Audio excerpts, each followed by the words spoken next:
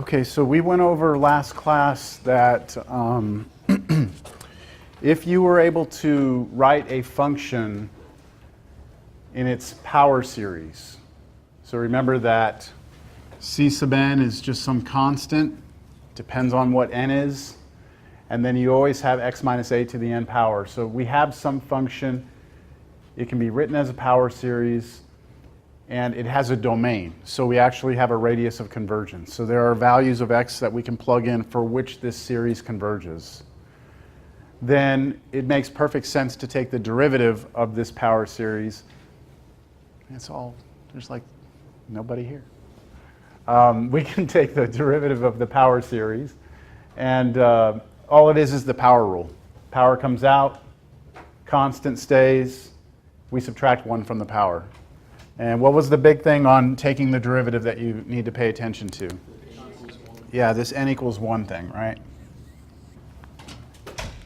And then on the integral, the antiderivative of this power series is again the power rule, but for integration.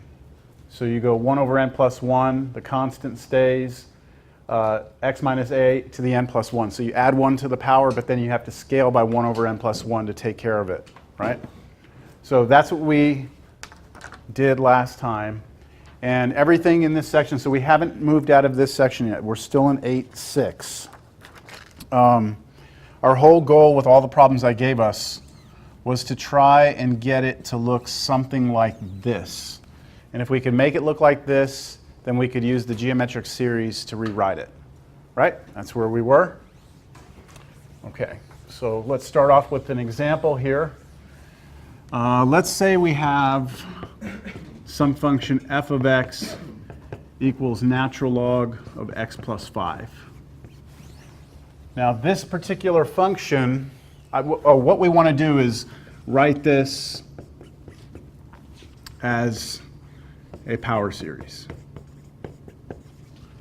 So we want to get it to look like sum n equals 0 to infinity c sub n times x minus a to the n. So we want to do that. Turn that into this. And that does not look like this, right?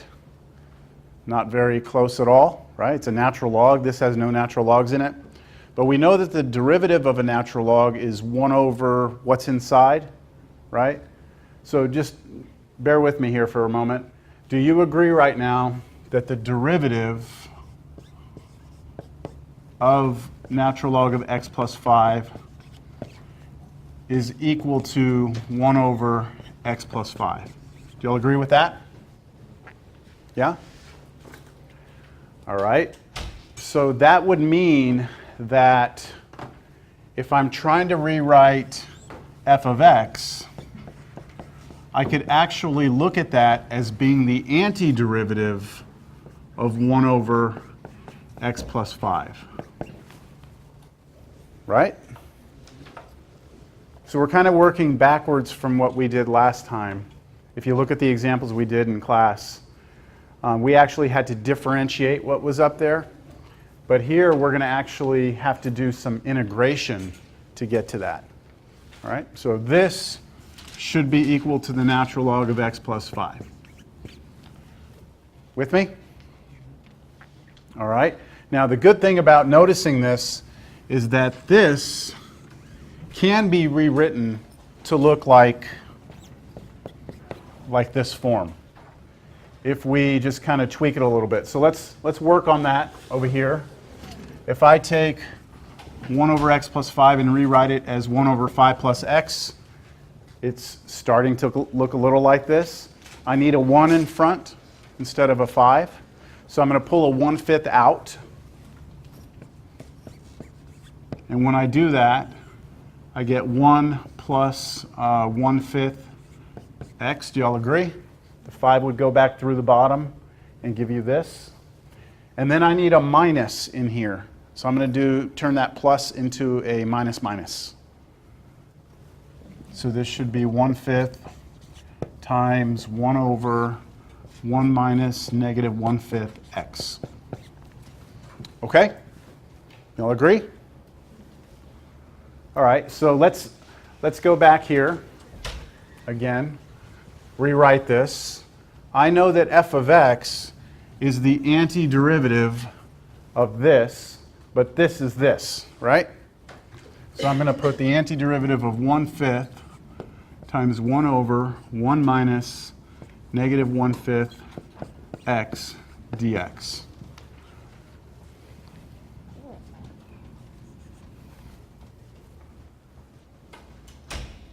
And the whole point of doing this is the fact that we know this can be rewritten as a power series, right? And then what we're going to be doing is integrating a power series. And that's what I just had on the board before this. So we'll be integrating that power series. So let me do a little bit more work. I'm going to pull the 1/5 out because it's a constant, right? And then let me, before I integrate, let me actually write this in its series, as its series. So what is the power series for this?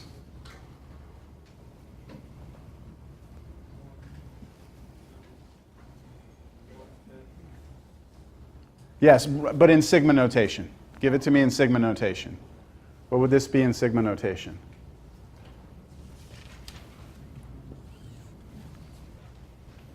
I know we're late in this semester. I know this material is getting harder. I promised it would. Okay, but you got to be able to turn this into its power series right now. What's the power series for 1 over 1 minus x? All right. The wheels are coming off a little bit here, y'all. Y'all got to be on the same page here. It's going to get really challenging. All right. That's the power series for this, so long as the absolute value of x is less than 1. So is it negative 1/5 to the n? So it'll be summation, good, n equals 0 to infinity of negative 1/5 x to the n. So the part of the formula, this x isn't actually x for us, right? It's negative 1/5 x. So that's the formula for the power series for that, dx. And so I want to integrate that, right? Doesn't it integrate back to what you started with? Well, yes, when we integrate this, right, it should be natural log of x plus 5. But it's going to look like a power series, right? And that's what we want. We want to rewrite this as a power series.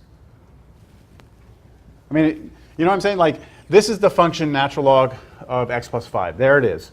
But can you rewrite it as a power series instead of like that? And that's what we're trying to do. So we recognize that this is the integral of this function, which I know the power series of. Here it is, and now I'm going to integrate the power series,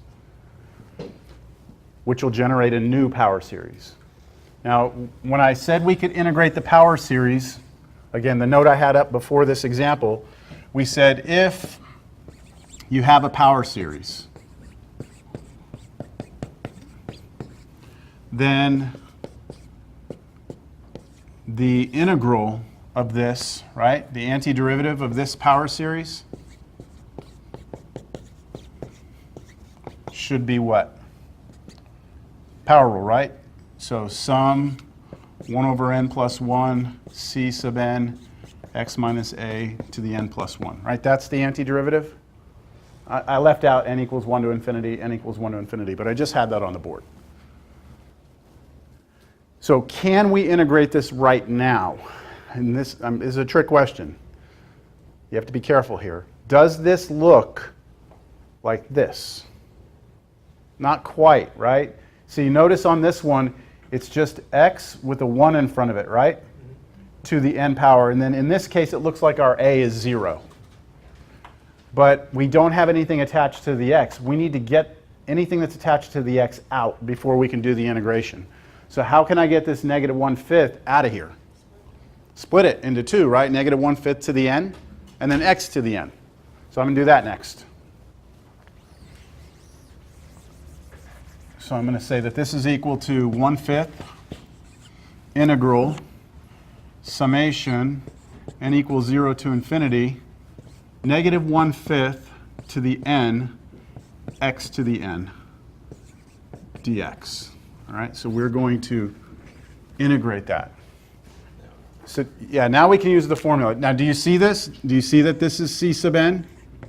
And do you see that this piece right here is x minus a to the n? Do y'all see it? Okay, now run your integration.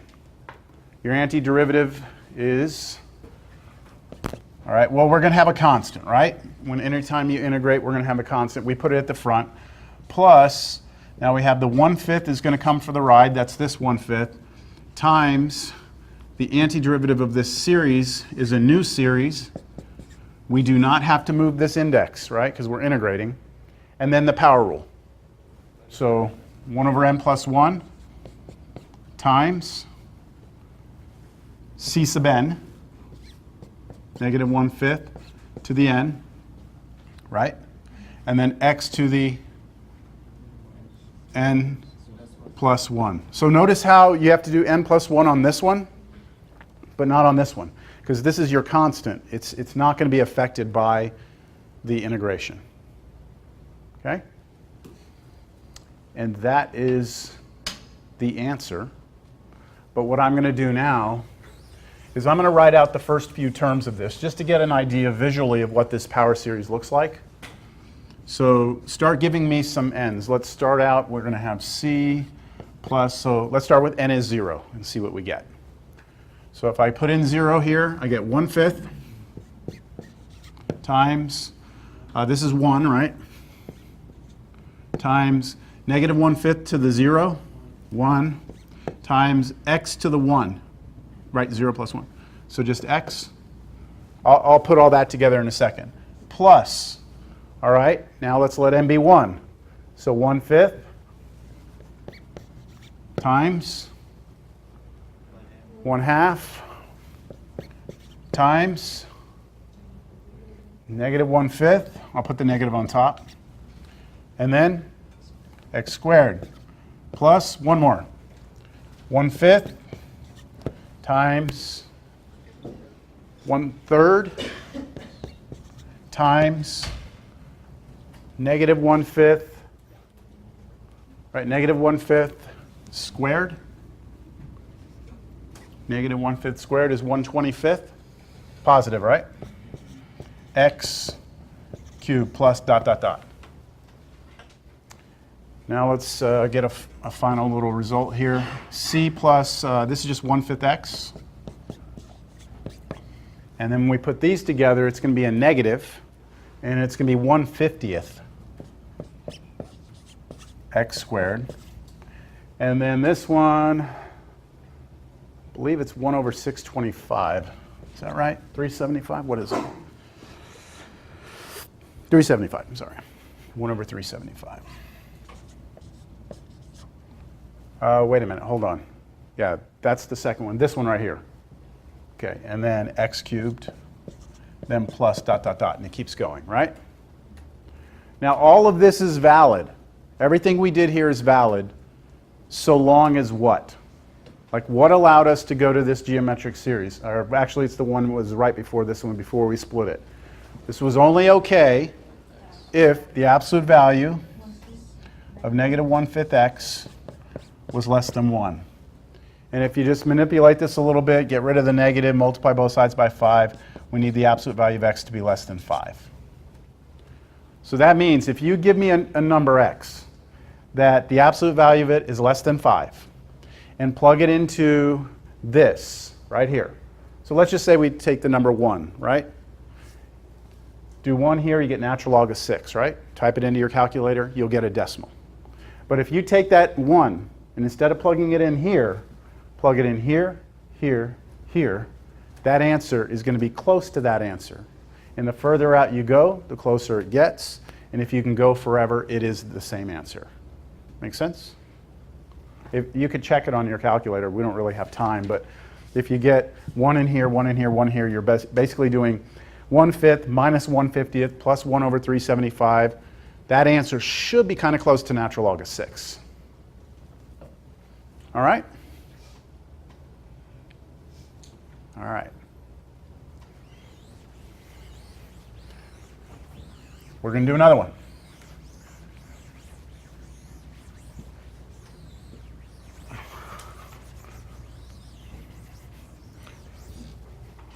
Y'all can do this. Come on. Get motivated. F of x is x plus 2 over 2x squared minus x minus 1. All right, that looks nothing like this, right? I mean, we're looking at that, we're like, wow, that's not even close, right? We've got a quadratic in the bottom. It's a mess. So watch me first. Sometimes you just have to see it done one time. How about I do this? I think that this is a pretty natural step. I mean, that's algebraically doable, right? Factoring the denominator. And then, I have this in my notes so I don't have to work through it. That turns into 1 over x minus 1 minus 1 over 2x plus 1. What do you think just happened? What did I do? Partial fractions. Okay, so from this step to this step, I did partial fraction decomposition, but I'll just say partial fractions. All right, so that's where you have to say, oh, I've got two distinct linear factors, so it's going to be like a over one of the factors, b over the other factor, and then you go figure out what a and b are, right? So that's like a little scratch work you'd have to do on the side. But when I do it that way, now those individually are starting to look more like this, aren't they? Yeah? You can break it up into two separate ones. All right, so let's try and make this look like this. All I'm going to have to do for that one is factor a negative out of the bottom, right? And that'll make it a plus 1 and a minus x.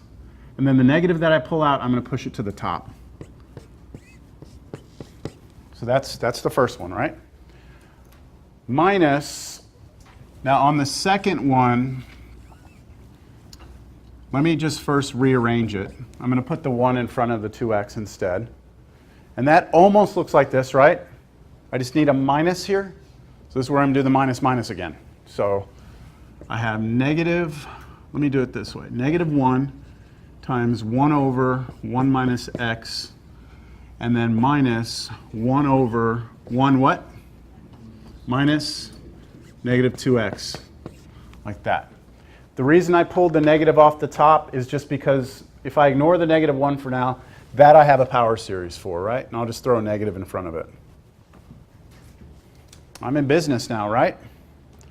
In this particular problem, I'm not having to realize that something is the derivative of something or the integral of something. That's what the last, I think, 3 examples I've done in class, that's what you had to know in order to do it, all right? This one is just a matter of breaking it up and then doing each one. So let's just keep writing. This is negative 1 times, the power series for this is sum n equals 0 to infinity of x to the n, right? That's it. X is your x, so that's just the generic geometric series. Then this one, right? So minus sum n equals 0 to infinity of minus 2x, or negative 2x to the n.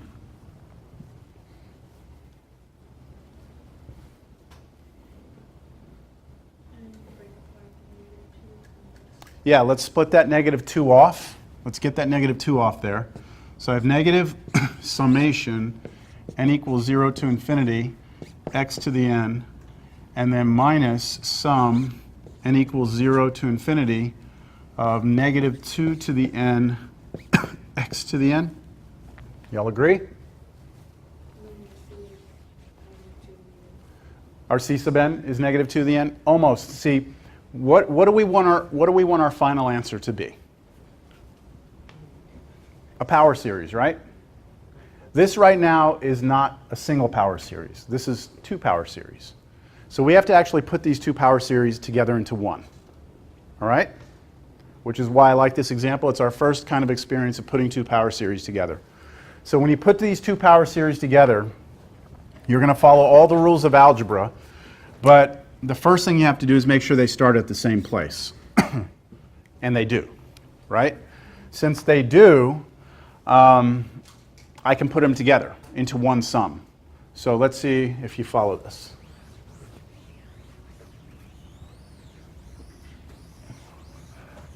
I have,